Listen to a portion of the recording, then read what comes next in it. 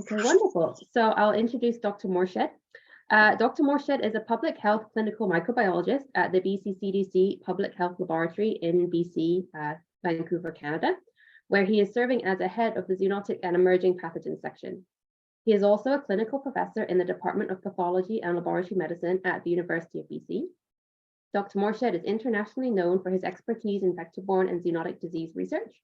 His area of interest is spirochetal disease such as Lyme disease and syphilis.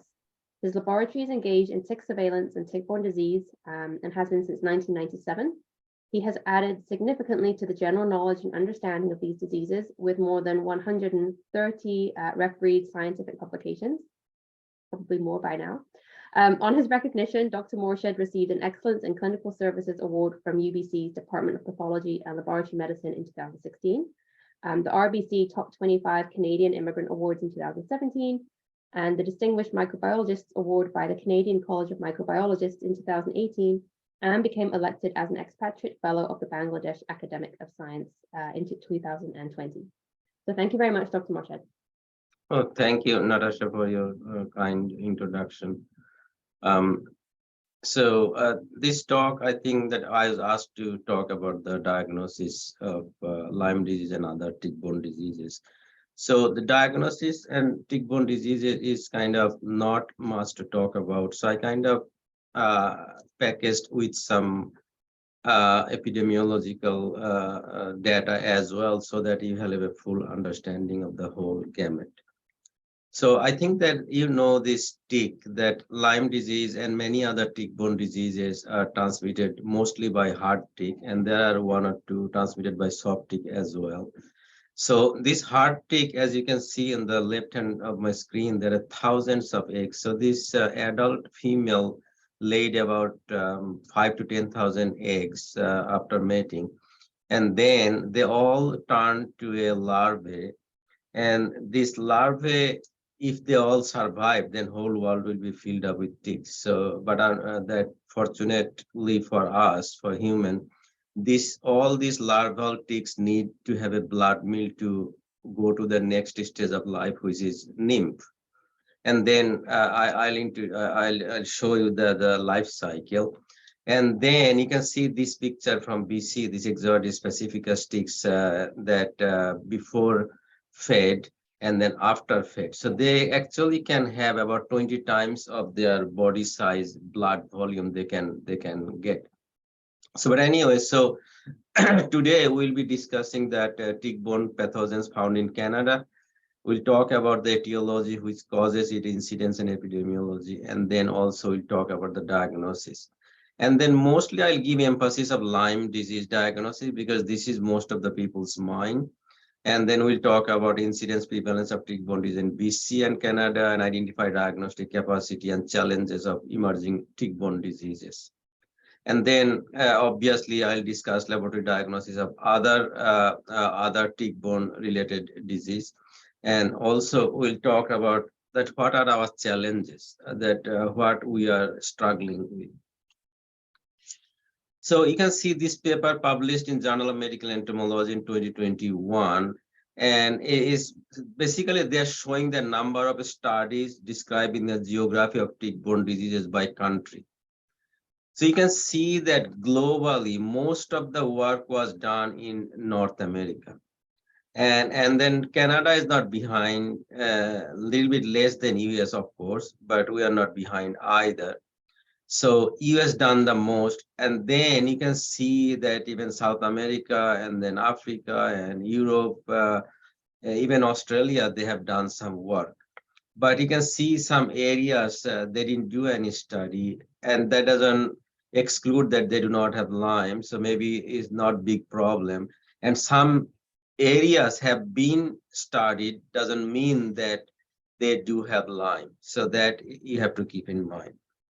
So what are the situations in Canada? So this is the recent map that we managed to establish collaborating with the CLYDRN as a kind of founder member, as well as with all the provinces and territories sharing their data. So we created this map. So you can see the most of our tick activities Exotis scapularis is here in Nova Scotia, Montreal, and Ontario. And then you can see Manitoba is picking up, and the BC, you can see different tick, Exotis pacificus, and Alberta and Saskatchewan has very, very few.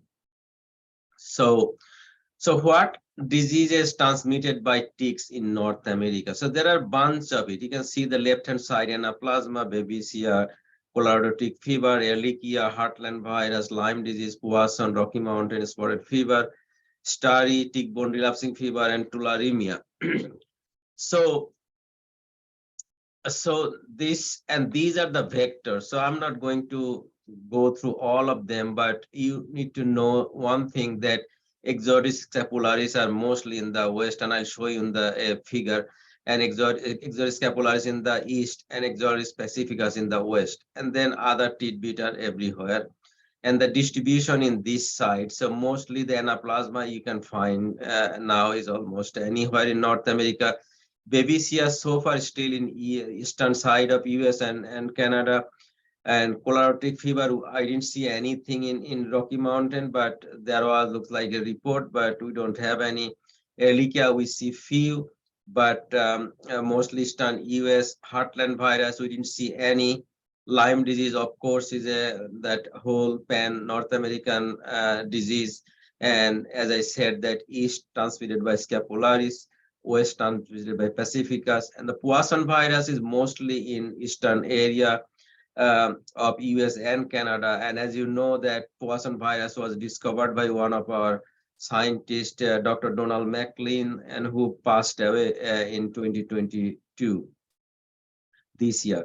And then there are Rocky Mountain spotted fever. They are also in the east, although it sounds like in the Pacific, but most of the cases we see in the east. And then tick-borne relapsing fever, we see in the, basically we see in the west. So I mean, then in BC, and not even in Alberta, BC, and then Washington, Idaho, and Oregon. So these few states and provinces. And tularemia is kind of all over globally. And Starry, you can see in the emblema American teams, totally different teams. We don't have much here, and southeastern and eastern US. So now what we see in Canada, mostly all of them that previously noted, except that Colorado tick fever and Starry and others. But you can see that this is pathogen, and I'm not going through all of them. And this is the primary tick vectors. So mostly you will see the Exotis scapularis again in the east, Exotis pacificus in the west. And then geographic range, which provinces and territories that these diseases has been found. And this is whether nationally reportable or not. So this is very important. You can see only Lyme disease and tularemia are reportable in BC, and no other have been reported so far.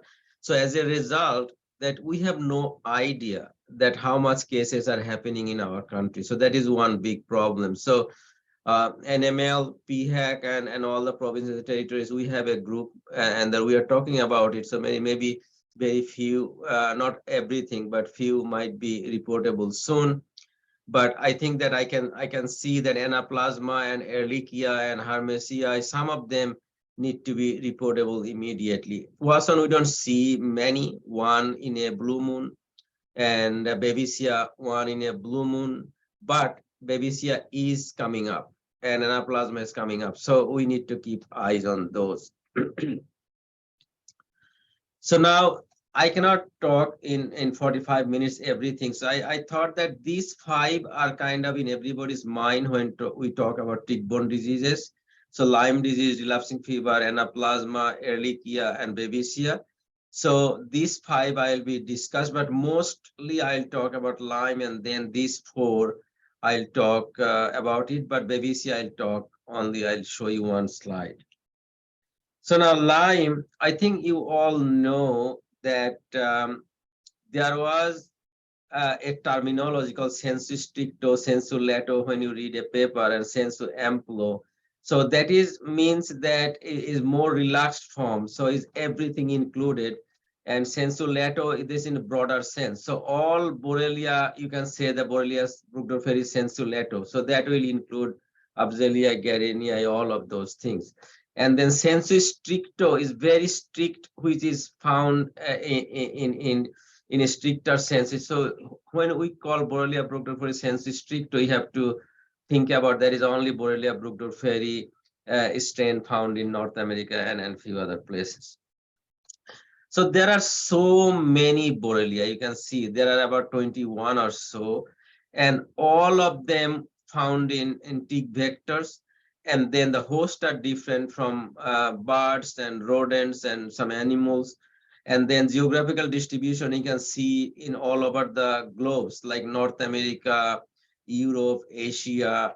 You can see everywhere. South America, you don't see much. And these are the references you can see in your leisure. So now, so I grouped into three, all 21 of them, and this is not, and this is published in Tick-Borne Diseases in 2011. So these 9, American Andersoni, Californiensis, Caroliensis, Japonica, Tanuka, these 9, they've never been isolated in humans. So that is not the ORI for human population. And these few, this about 11 of them are kind of pathogenic potential in human, but many of them have never been reported, but they do have potential. They could get from the tick bite, these 11. And the mostly found on human is these 3, Borrelia abzelii, Borrelia burgdorferi, sensu stricto, and Borrelia guerinii, these 3.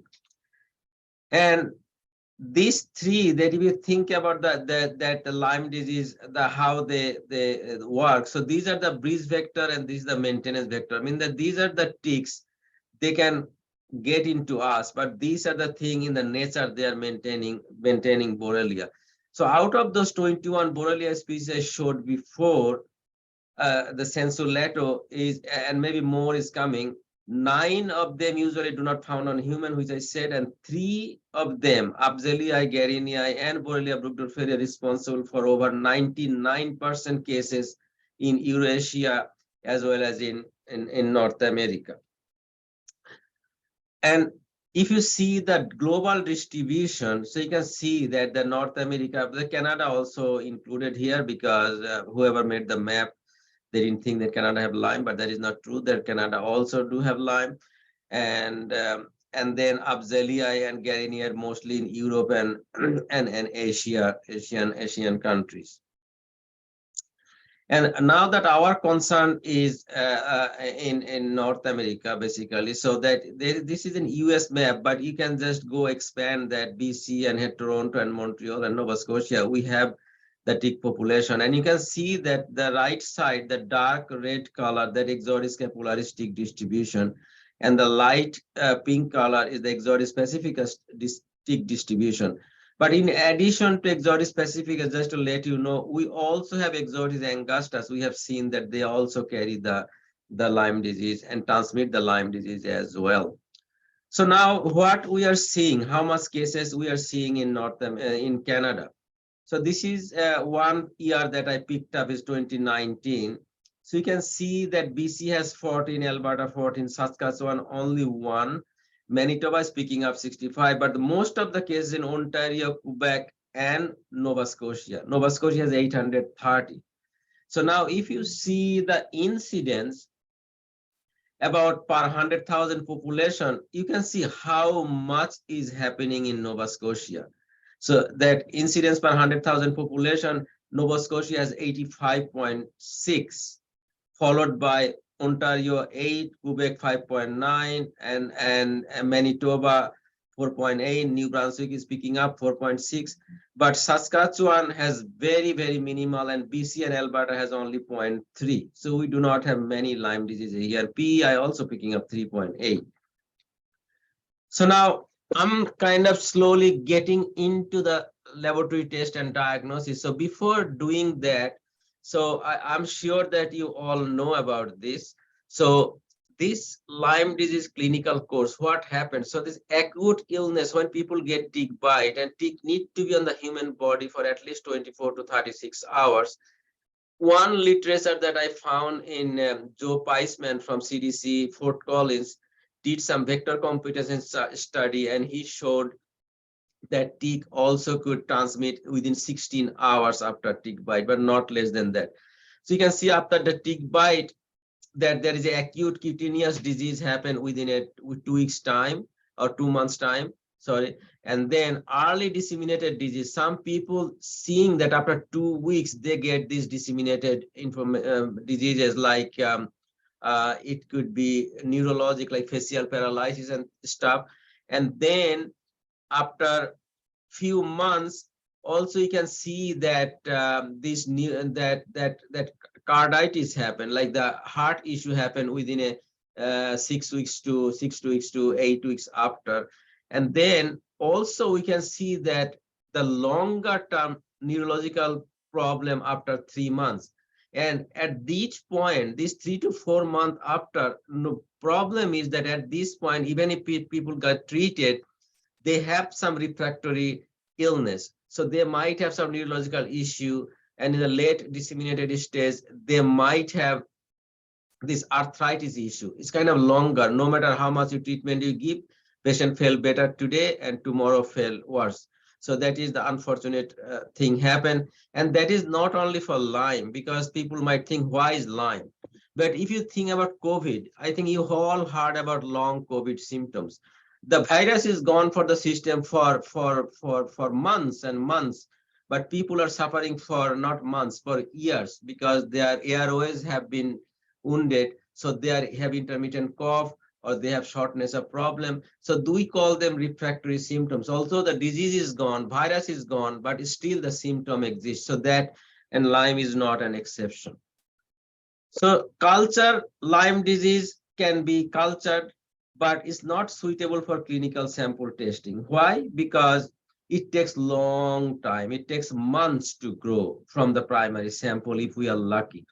And unfortunately, till today, to my knowledge, that I have never heard any public health laboratory or even the National Microbiology Laboratory able to culture any clinical samples. We have isolated from ticks, we have isolated from mice organs, but we have never been able to isolate from human in Canada, but US, yes.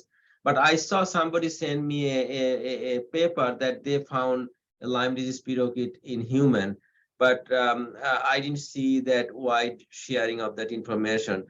And that PCR also is very good test, very fancy, very specific, very sensitive, but it has also very limited use, because this bacteria doesn't stay in blood for a long time, is very transient. So blood will be not useful. Only useful will be the tissues, because as you know, the Borrelia burgdorferi has very predilection to the soft tissue, like the synovium, and also we can get from synovial fluid and some arthritis knee joint tissue. So those kind of places are heart tissue, and then this sample is very difficult to get. So that's why it's very limited use. Now we have only option left is serology, and that is being widely used and universally accepted for diagnostic Lyme. But again, I'll tell you that in early stage of Lyme is very challenging. But if it is 4 weeks after, then it is very good test in my mind. So this is the early stages, that in 4 to 6 weeks, you can see the IgM is starting from 2 to 3 weeks, after 2 to 3 weeks, and then it might stay for years. But many people, they goes down, but the IgG usually started from 2 to 3 weeks, but here is saying the 6 to 9 weeks. Is kind of making sure that this is one of the people wrote the review articles I picked up from there. They're saying that this is kind of sure shot, that you will be able to detect in 6 to 9 weeks after that IgG, and IgG remain for a long time, even after treatment. So what happened that if somebody got bitten by ticks, and then what happened in practice, people are so worried of the later cause that they'll never be cured. So I would be doing the same thing, goes to the physician's office on the day 1 or day 2, and the physician give a requisition, and also physician also worried for their patient. So they give also 1 course of antibiotic. So then what happened, they go to the clinic, give the blood on the same week, also having the antibiotics. So it's a kind of double whammy. So by no means you will be getting positive result at that point. So this is our main problem for the diagnostic side for Lyme disease. So these are the algorithm that very widely used by the whole North America, Europe, Asia, everybody, every public health lab, or the very highly accredited clinic like Orup or Mayo Clinic. They are also accepting this algorithm called two-tier testing algorithm for Lyme disease. I think you all know about it. And it's kind of fast. You will be testing with EIA. Nobody does IFA anymore. So, and then if it is positive or equivocal, if it is less than 30 days, you can do IgM. And if it is more than 30 days, you can do IgG. And you can do IgG here as well. And based on the negative and positive result, you can report. And if negative result, then you have to consider whether it is early or even early diagnosis. I'll show you soon that even you don't need laboratory test, that with the clinical signs and symptoms and your EM rash, that would be enough to treat you. So you don't need diagnosis. So that's why I was saying that consider alternate diagnosis. Or if somebody has kind of a patient with sign symptom, consider Lyme disease for less than 30 days, consider getting another samples. So that is another thing that we can do. Next, what happened that now few laboratories in North America, including Nova Scotia and few others, they are doing the modified two-tier testing algorithm. So that means that you saw that here that we did the Western blot. So this Western blot was replaced by the EIA. So sorry. Yeah, so that was equivocal. So here is the Western blot. So we are not doing the Western blot anymore. So here we are doing the EIA, IgM, EIA, IgG, and then we are giving the positive or negative result. So that is I think would be EIA. So by mistake I put the Western blot. So please excuse me for that. So this will be EIA. So we are doing 3 EIAs. So one with the like the polyvalent or the whole cell or the VLSC Pepsi 10, the EIA, which capture the whole North American and European and Eurasian isolate. And then we are doing the enzyme immunoassay M and enzyme immunoassay G. And then if they're positive, negative, based on that, we are commenting that whether patient have early disease or late disease or the acute disease, and then and treated as such. And if the patient is negative, that we are always saying that if patient has symptoms, then please send another samples. So now what are the advantage and disadvantage of MTT for Lyme disease? So this has an improved sensitivity as per the published literature, and technically also less laborious because machine is doing it. So Western blot is human is reading with the naked eye. So there are lots of diversity. So if I read, I find positive. If B person read, they find negative. So there are some problem. But because it's read by machine, so it is always good, and faster turnaround time as well. And what are the negative side of it? Patient with presenting EM will still require empiric treatment with antibiotic as sensitivity is still not 90%, and cannot differentiate between recent and past infection. So that is all with the serology situation, because we don't get many clinical history, unfortunately, and impact of MTT on specificity in areas of low prevalence is unclear. So here we come. So as you know that with the Canadian Lyme disease research network with the diagnostic side that we discussed thoroughly and found out that yes, in the high endemic area is good, but the low endemic area, how they'll be doing. So we'll be doing a cohort study from the East and West, and we'll see that what are the real impact of modified two-tier testing for Lyme disease in Canada. So we'll be starting this study next year. So now acute Lyme disease. So acute Lyme disease, as I said, you don't need any laboratory testing.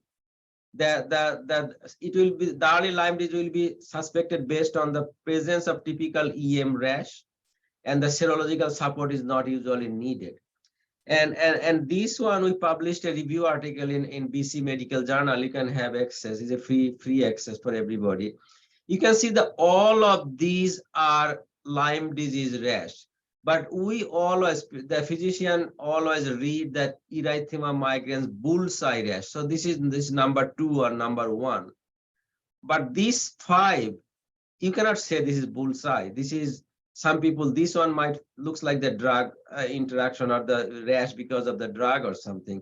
This one looks like some bite mark or something. This one like a burning. But these all are Lyme disease rash. So that's why it's very, very difficult to clearly find out which one is Lyme rash, which one is not Lyme rash. And in John Hopkins, they did a very nice study. So they do a meta-analysis of, they kind of send the picture, some pictures of Lyme disease rash to 42,000 physicians, at least visited. It was a web-based study, visited that site. And I'm just, for the sake of time, only 342 replied everything the study PI wanted. So you can see that he posted this 12 picture onto the website, and physician has to choose which one is Lyme rash, which one is not Lyme rash. And the based on them, they will analyze that how many doctors missed true Lyme rashes, or how many doctors like misdiagnosed Lyme disease rashes. So data is very, very interesting. They can see many physicians, the almost 50% or 40% of them say that they said they don't know. And then this red one, they said that answered correctly. And this answered incorrectly, sorry, the red one. And then the blue one answered correctly. So you can see that a huge number of physicians, and this study was done in John Hopkins in Maryland, where the physician is seeing Lyme disease almost on a daily basis. So you can see that how many they don't know and how many they miss identified. So more than 50%. That's why I say that kind of determining the EM rash is not easy. And then another thing, that Miyamoto and Meonia and Americana. So it's very, very few. So Mayo Clinic, Dr. Bobby Preet, I think you all know her. So she tested more than 100,000 sample and found 6 Lyme positive cases due to Meonia. And you can see the map here, few states in the east, and only 2, Oregon and California, had this Meonia. And then still maybe it's kind of still brewing somewhere, so it might be seeing more, but not yet.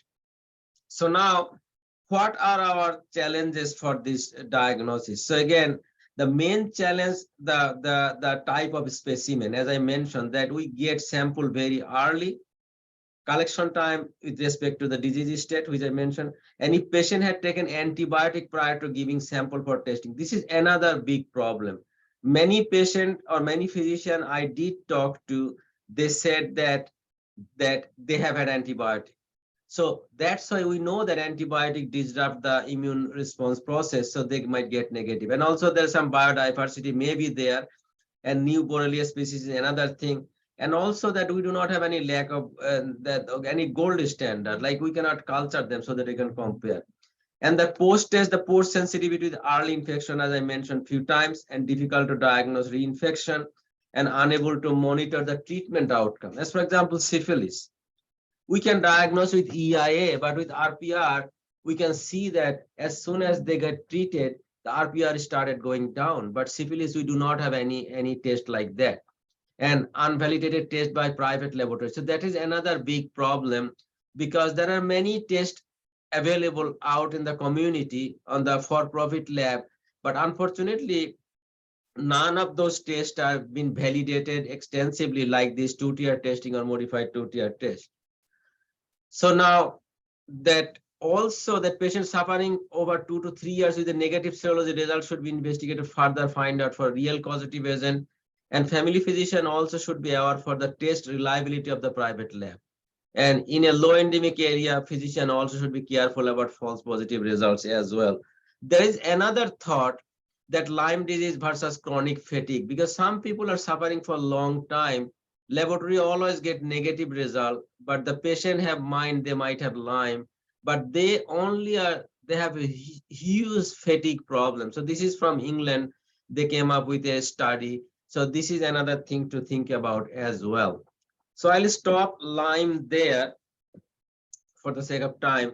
So now relapsing fever. This is not the problem in the East, not Alberta and beyond. So it is only exclusively problem in BC. So this tick is a nocturnal soft tick. They come out at night. And as I said, that hard tick need to be on the body for 24 to 36 hours. But this particular tick only need to be body or 5 to 10 minutes. And they bite and transmit the bacteria and leave. And also these bacteria, they, with the name, you can see relapsing fever. So it relapses a lot. So, and you can find millions and millions of spirochete in the blood. So the diagnosis is somewhat easy if the patient and the physician can pinpoint the suspect the right way. Dark field microscopy is the best in the acute stage. So if the patient is febrile, if physician collect the blood sample, EDTA blood sample, if you put a 1 drop blood on the slide and see under the dark field microscope, you see they're crazily jumping all over. Light microscopy, they're very faint, but still I think is doable. Culture is possible, but culture again take 2 to 3 weeks, and the primary culture is always challenging. IFA and ELISA we can do, because that is, except we don't have anything, because this test is not available commercially. So only you can do IFA or ELISA in-house. Western blot, at one point it was available by Rocky Mountain Spotted Lab, not anymore. PCR is also very best in acute stage sample, and EDTA blood would be the #1 sample and the serum for the serology. So you can see here that two of them, this is a Giemsa stain. So it's very faint, but you can see it, but the dark field is marvelous. And this bacteria actually, this stay in this soft tick, as I mentioned, and their host are this squirrel as well as this woodpecker, and they stay in the burrows. This woodpecker had this, they make the nest for them, so these ticks stay there or stay in this bird nest, and also could stay in the old house. And then when we go for camping and stay in the old cabins, so we might get the infection. And then they're in BC, but not everywhere in BC, mostly in interior BC. And you can see the Vancouver 4 cases, but none of them are from Vancouver. They traveled to here for camping and they came home because the sample was logged into their home address. That's why you can see it here.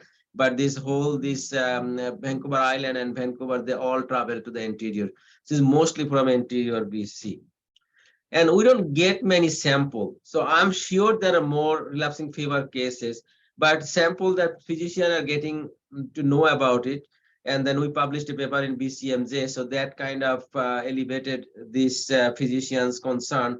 So we are now getting, as of 2017, we got 45 sample, and still about 50 to 60, and maximum 70 sample we are getting every year. And the problem, this is not a reportable disease. As I mentioned, and the no commercial test available either. And then also proper evaluation of in-house test is very, very challenging because in I think the last 27 years, I got like culture positive only half a dozen, and the serologically positive about few dozens. It's not many. And then those serologically positive, I don't know whether they're true positive or they're false positive, because we are using with the in-house test. And also another problem, as I mentioned, as a global, that we get the first sample. We never get the convalescent sample. So that is another challenge for the clinical lab to deal with this. And then also the rarely receive acute sample, because we get is way that the patient is got better, and then we're getting serum sample. So by no way that we'll be seeing the spirochete. And antibody test also cross-react with Lyme positive patient. So that if we get, so when the patient has no fever, patient got better, and then doctor gave maybe 1 course of antibiotic, and then they're sending serum, and then we don't know whether the patient is positive for Lyme or positive for relapsing fever. So that is another challenge. So I'll stop there for relapsing fever. So now I'll talk about this Anaplasma and Ehrlichia. So I mention here the rickettsial disease because they are the rickettsial pathogen. They're the coccobacilli, small bacilli. That's why you call them rickettsial disease.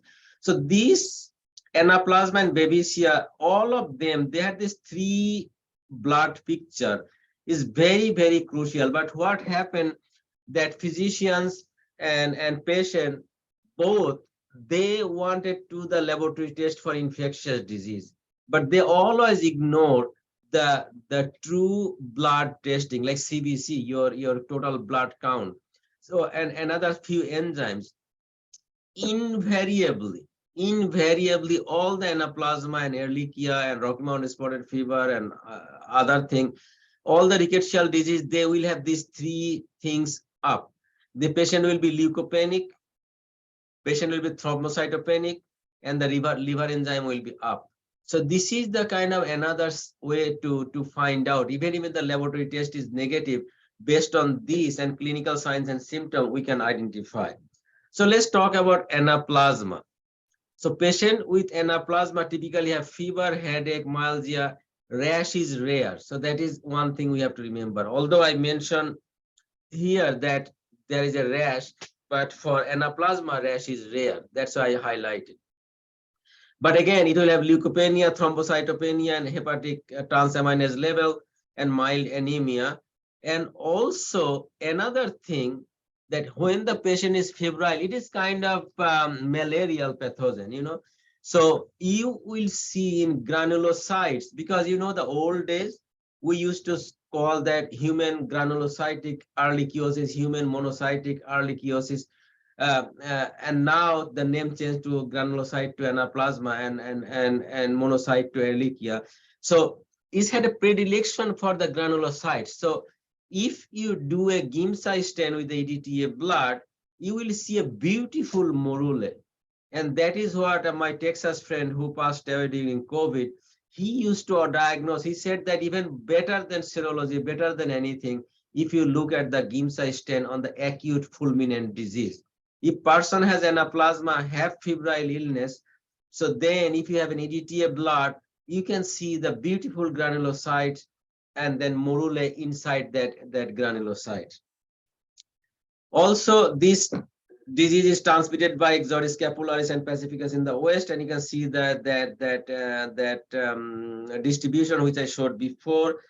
Case number is slowly going up. And you can see this different color because that time there's no distinction between granulocytes and monocytes. Anaplasma and ehrlichia, both used to call ehrlichia. So from here, anaplasma name came up. So you can see the number is going up. And then there's also very distinct seasonality. It's a summertime disease. So does Lyme, so does relapsing fever, because this is the time tick come up and then we go for camping and hiking. So we get those diseases. You can see there is a comparison. I got it from CDC. So you can see this is the 2015 picture of anaplasma, and then this is 2019 picture of anaplasma. You can see that how much going on. So they're really going upward. And then on the top, like Manitoba and Toronto and Nova Scotia, we are also started seeing the case number is going up as well. And this is the BC data. So again, we are not getting many samples, about 150 to 200 samples a year. And you can see the positive is, although 1 in 64 we call reactive, but I don't think this is right. So 1 in 28 may be exposed to like anaplasma, but patient do not have that much signs and symptoms. But these 2 cases, then 1 in 512, definitely they are exposed, and 256 definitely they are exposed. So about a dozen or dozen and a half cases is over 6 years time. So 2 to 3 cases is not many in BC. Ehrlichia again, so the distinct feature is fever, headache, malaise, myalgia, and gastrointestinal symptom, which you didn't see gastrointestinal symptom in anaplasma. Again, you can see the leukopenia, thrombocytopenia, and elevated hepatic transaminase. So these 3, again, I'll request to watch in addition to the serology result or PCR result, that if PCR is negative, but these 3 is positive, then definitely the physician need to think twice before saying the patient do not have Ehrlichia or anaplasma. And this disease is transmitted by Embryoma maculatum, Embryoma americanum, and they are mostly in the east, mostly in the east. So that's why that BC or Washington, Idaho, this west coast, and even the mid US to the west, that we do not have these ticks. So very unlikely we'll be getting endemic diseases, but we can always get the travel related cases. So now again, this number is also going up, and this is also distinct seasonality, as you can see, as you saw in Anaplasma and Lyme and others. And you can see that it's very interesting. Anaplasma, you saw that the 2019, that the picture, and then you saw that, oh, this is the same picture by mistake I mentioned. So this is 20, oh, sorry, this is 2015, yes, and this is 2019. You can see it didn't change much. Contrary, it kind of got less in these two these states specifically. So that Ehrlichia is not going as much as Anaplasma is going up because of the different ticks. So now again, this is a diagnosis of rickettsia as a whole. So Anaplasma and rickettsia fall, Ehrlichia fall into those categories. And here the serum, blood, and the skin biopsy. And then if it is serum, then we can do IFA or EIA based on what is available.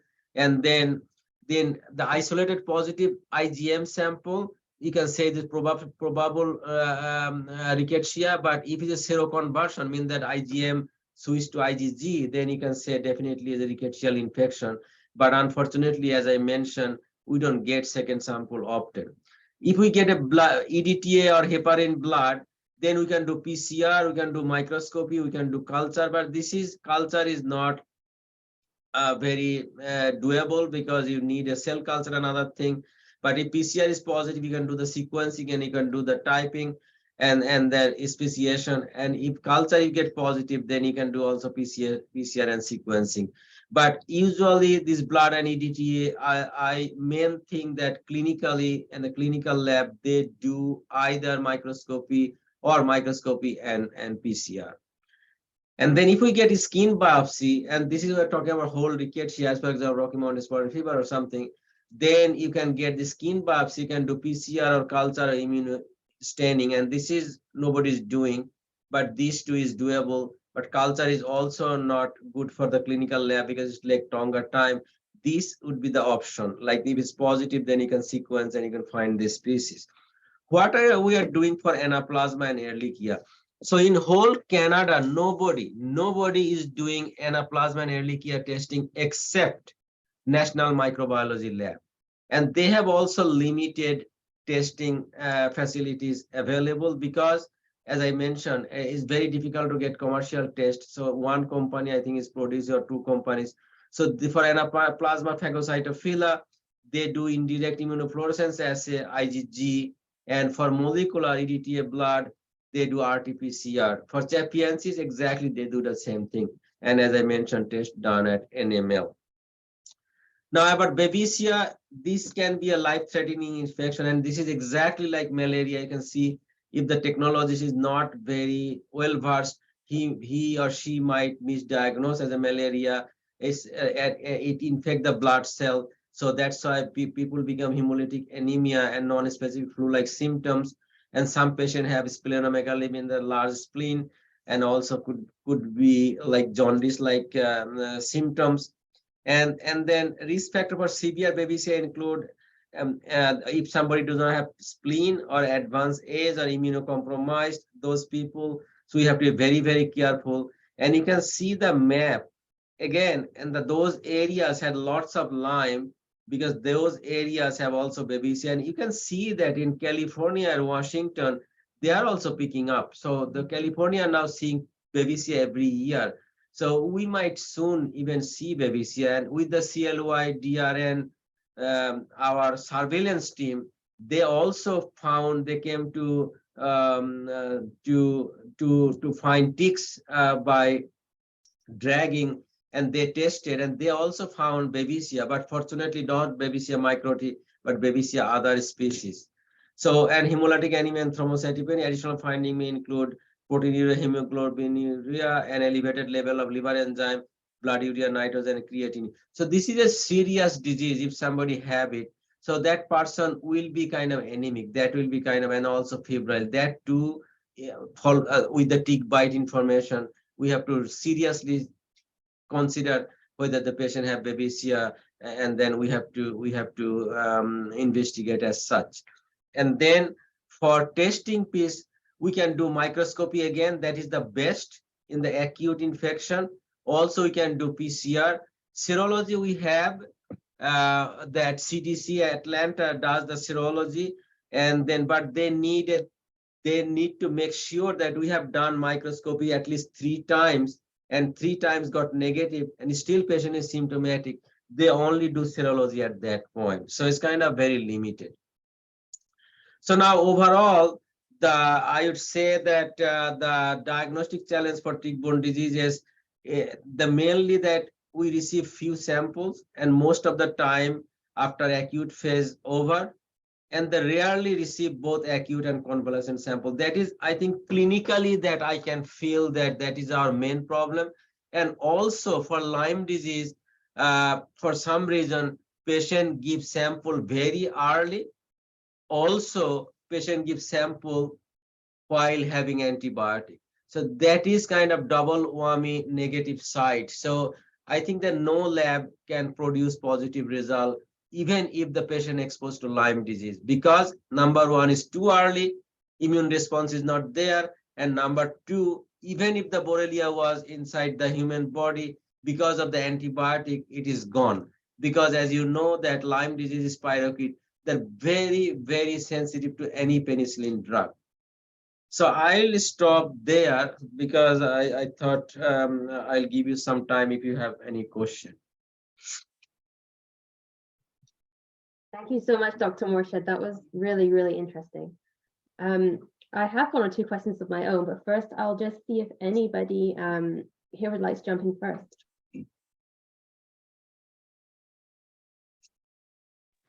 I have a question. Perfect, thank you. Yeah, very nice presentation, Dr. Morshed.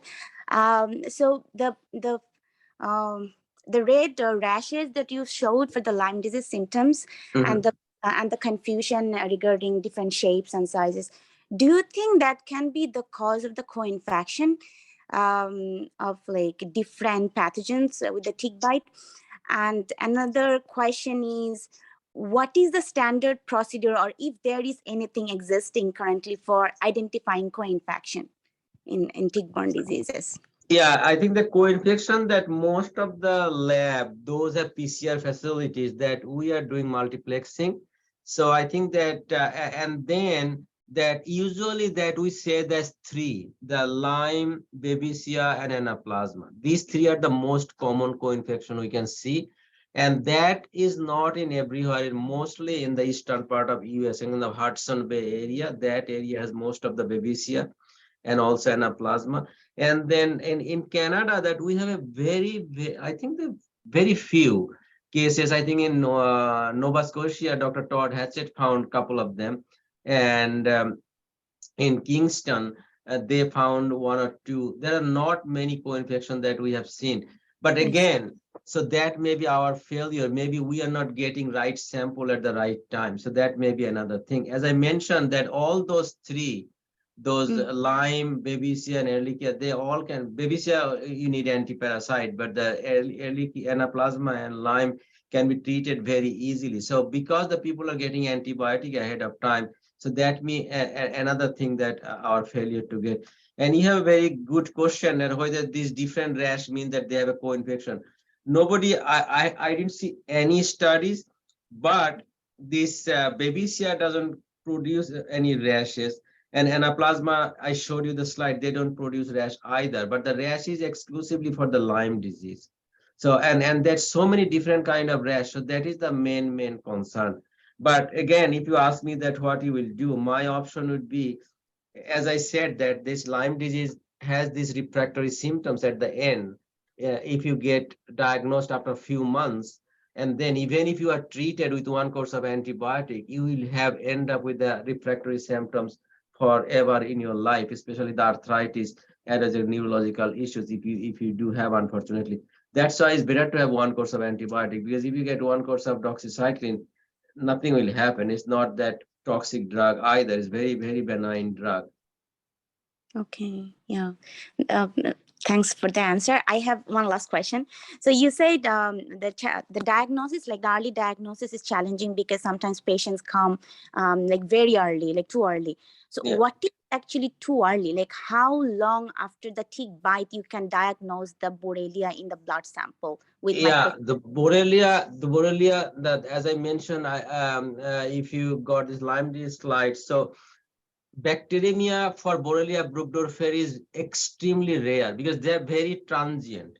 So when people are getting bitten by the ticks, so they usually try to establish in that area. That's why they got rash, and then they get kind of spreaded, mean that they're migrating. Then they somehow manage to go to the lymph node.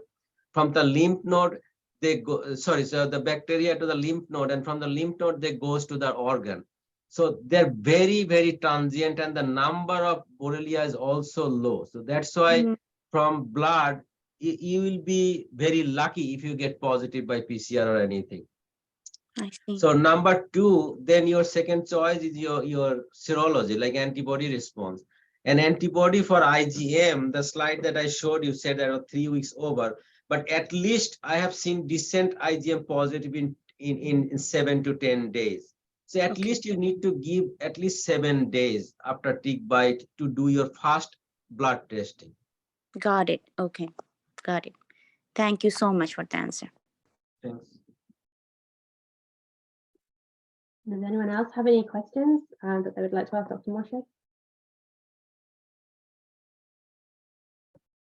Maybe I'll ask one of my own then, and then if someone wants to raise their hand, they can. So thank you. I actually had a question about co-infections too, kind of similar. Do you think it would be good practice in any regions of Canada if you're testing for one to automatically do a CBC and test for, let's say, anaplasma as well? I'm thinking some parts of Quebec or Nova Scotia. Yeah, I think that should be the standard of practice anyway, so that any to my understanding and training, if person have any febrile illness, the physician should do the CBC, and they do it. But the problem that they do not compare these two. They look for other thing like the hemoglobin or the down or the WBC up or something. They think that WBC up will give them the information on infection. But in fact, this particular disease that you need to see these three things, whether they are leukopenic, whether they're thrombocytopenic, whether they have liver enzyme up, so those three things. And then in addition to your serology result or the clinical, first of all, the doctor need to know that what the patient have.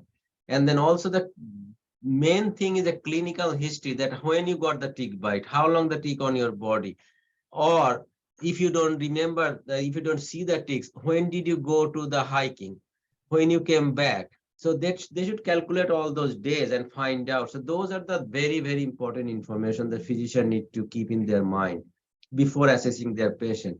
And in early Lyme disease, as I mentioned, you don't need to do the laboratory testing. If patient has a rash, if patient exposed to the ticks for over 24 hours, and then if patient or the tick endemic area, then they should be treated. Okay, thank you. I see no one else has their hand up, so I will ask a second question. You mentioned early in the presentation that some other tick-borne diseases may become reportable in the near future, like anaplasma, for example. Yeah. Do you know if this will be for humans and animals? Like, Of course, yes. Okay. I didn't cover animal side, but the Lyme as well as anaplasma, they all could infect human equal as in animal equally. And then we are seeing that in especially in cats and dogs, they are getting lots of the infection. And recently that IDX, the who does the vet diagnostic, they showed that they have seen lots of Lyme diseases. And I honestly, with due respect, I do not believe that data because there's too many positives. So, but they do only the screening one. And based on that, they say positive. They do not do the second tier that we do for human. So it would be nice to see that if they do second tier, whether they can see the similar positivity. Okay, and so will Anaplasma and maybe Babesia become reportable in those species as well? Yes. Yeah, okay, altogether. Wonderful. Thank you very much. That Okay. was great. Does anyone else have any questions before we close and wrap up? No, I'll do Veronica's trick, going once, going twice. Okay, so thank you ever so much, Dr. Morshed. I'm going Okay, thank you very much for staying with me for an hour. So thank you very much. And thank you, Atia, for joining us at such a short notice. Thank you. Oh, no.